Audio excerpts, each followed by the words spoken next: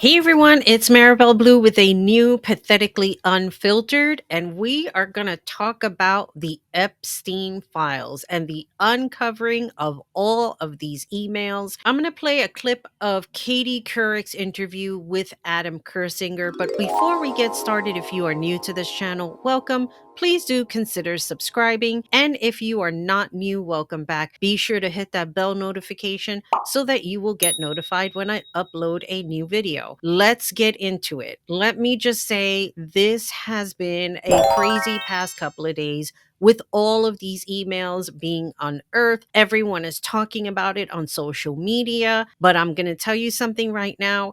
No one should be surprised. I did a whole deep dive, and I'm going to link that video here below, of exposing the breadcrumbs of Trump to John Casablancas, which they were probably already friends in the first place, and all of these different modeling agencies. Hence the reason why no one should be surprised that Donald Trump decided to make his investment of purchasing these pageants, because he found what an easy access, allegedly, what an easy access to get all of these little girls in one room. None of us should be surprised at all. I'm going to leave that link video down below. And I need to say this: the Midas Touch Network did not expose anything. They did not have an exclusive, because when I put that video out and I talked about Jean-Luc Brunel, they right away put a video the next day. Oh, look what we discovered. You didn't fucking discover it. And I just needed to say that out loud.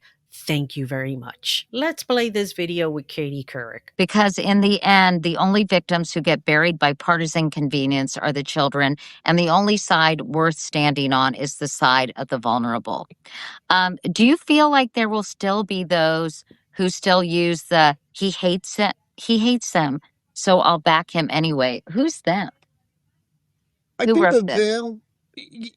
Anyway, you explain, Adam. Well, listen, my biggest thing is maybe we redo the verbiage, but here's the deal. So 30 years of programming people to hate liberals, right? So you think about Fox News, you think about Rush Limbaugh, all that kind of stuff. They have ingrained this hate of the left so much that now if you have somebody that is hating the people you hate, you're connected to him. Why is it that Donald Trump really doesn't stand for anything, but people are so loyal? It's because of that. They see him as hating the people they hate. And right now, with the Epstein stuff, I mean, there is nobody with a straight face that can know what's going on and hear about this stuff and say, well, it's nothing there. I think Donald Trump just called it a hoax again, despite running on it.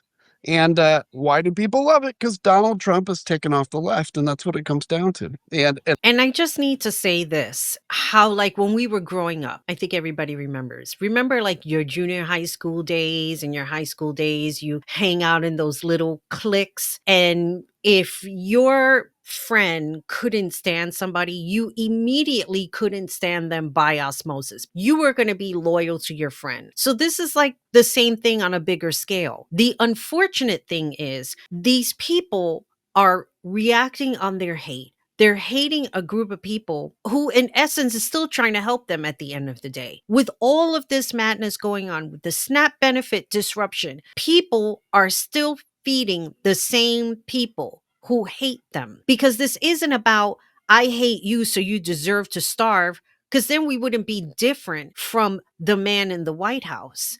See, that's what he's doing. So we need to react with our humanitarian efforts in saying, no, we're not going to behave that way. We're not going to lower ourselves and be like the same person in the White House and everybody else who's floating around him. We have to be different. Their hate is still going to be there regardless. Their hate is still going to be present while they are eating dinner that we fed them. That's the bottom line. they are having a really hard time fighting through this right now. Yeah, and I mean, in so many different ways. Let's talk about sort of some of the developments, which I was attempting to do before you joined us. So, Adam, basically, Ghislaine Maxwell was moved to a more comfortable prison, right? Mhm. And then there was all this information that the warden was giving her special treatment. She was getting special dinners. I don't have this in my questions right here, but right? All these different things that people were doing to make her life easier.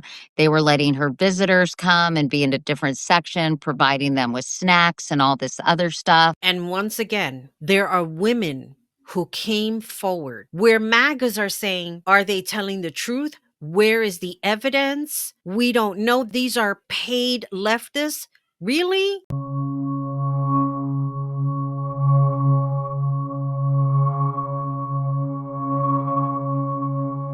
I suffered so much pain. So much pain. So much pain. I suffered so much pain. I was 14 years old. I was 16 years old. I was 16, 17. 14 years old. This is me. This was me. This is me. When I met Jeffrey Epstein. This is me when I met Jeffrey Epstein.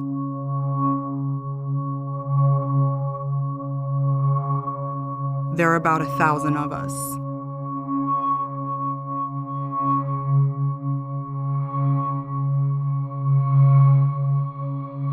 It's time to bring the secrets out of the shadows. It's time to shine a light into the darkness.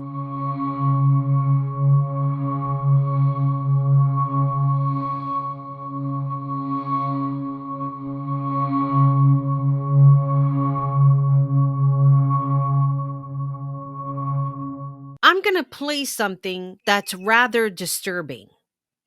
And you tell me, how is anybody okay with this madness? Let's say you're right. I'll grant that you're right, and he's on the list and all the things, and you're right about all the accusations you've been making. Why is it wrong that he did those things? Are you asking me why it's wrong to rape children? Yeah, I need you to tell me why it is wrong in your eyes To rape to children. do that. Yes. Do you need me to repeat it? Can you not hear me? Do you have too many cocks in your ears, or what's up? Why is it wrong? Is that too hard of a question?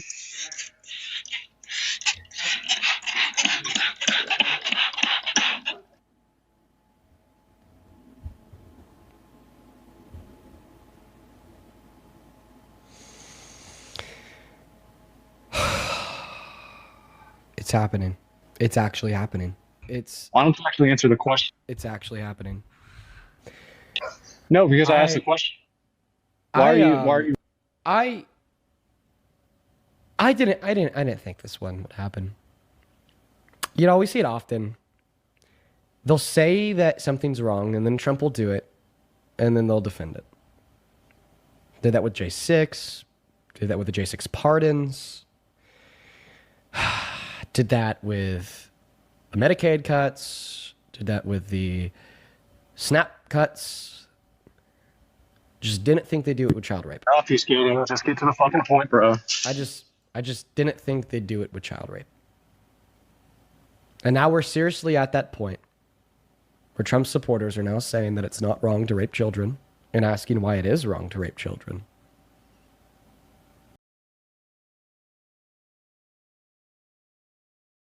And now let's get back to Katie Couric. Basically giving her kind of the royal treatment. She could make phone calls. She was giving the warden correspondence to, and then I mean, it was just so weird. So, I guess there was a whistleblower in the prison, right? And Jamie Raskin got involved, and now he's calling for hearings. Just unpack that for us for a moment. Yeah, so basically, and I don't know what specifically triggered it besides, there was all of a sudden this pressure to release the files and that kind of, they said, no, we're not going to do it. And that sparked the whole fury. And then Todd Blanche, who was Donald Trump's personal lawyer and now is deputy whatever at the DOJ, went and interviewed Ghislaine Maxwell and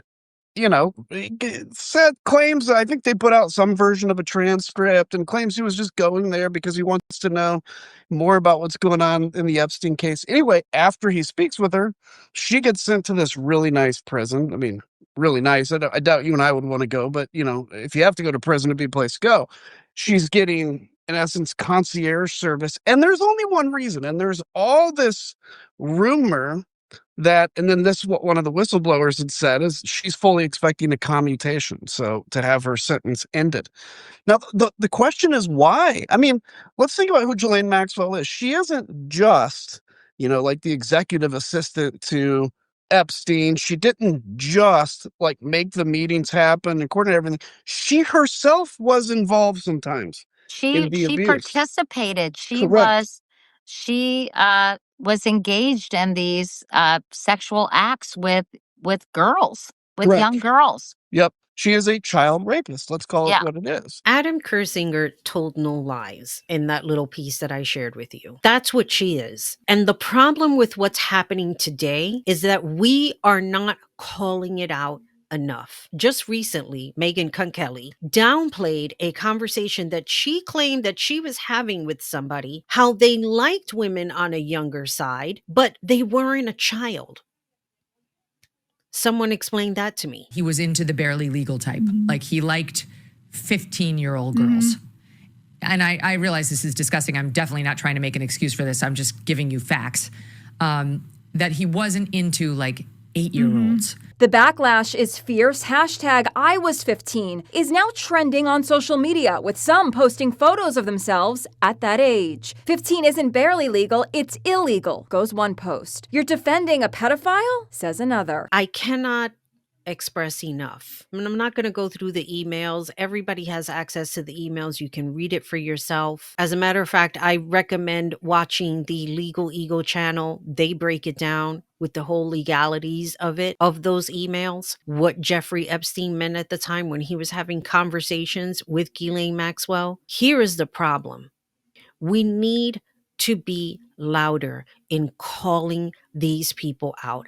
I am the kind of person, I do not believe in rehabilitation for pedophilia. I don't think there's such thing. They cannot be rehabilitated. You see, I've watched enough forensic files to know when a person who was caught, they were caught because the person who they did it to was alive and they were able to report it. And when that person went to jail, guess what? They came out and they did it again. But this time they made sure not to leave a speaking live evidence. And how they were found out, because the body appeared and they still did the same act. There is no rehabilitation when it comes to these people. They are doing everything in their power to protect each other. And I can only imagine the enormity of this list. But you know what? No matter how many lists or names you put down, you will still have the other side saying that it's fake, it's a hoax,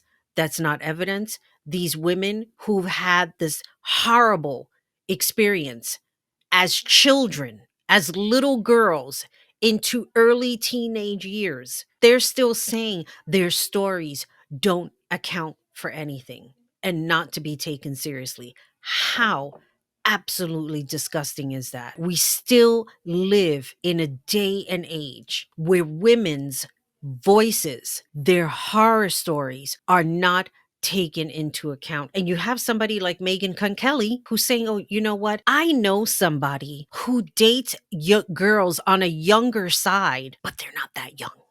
They're about 17. That's still fucking young. Why Sirius would platform somebody like this, I have no idea. But see, this is where the problem begins. We are platforming people who are advocating for this type of behavior. And when we stop platforming these people, let them have a way to pay into platforming their nonsense until they go broke, until they can't anymore. But these are the voices we should not be platforming anymore. And it begins at the top, where we have this person at the White House who's apparently suffering from some type of dementia, allegedly. We all know we're not stupid. We have to stop platforming these voices. We have to stop giving them a microphone.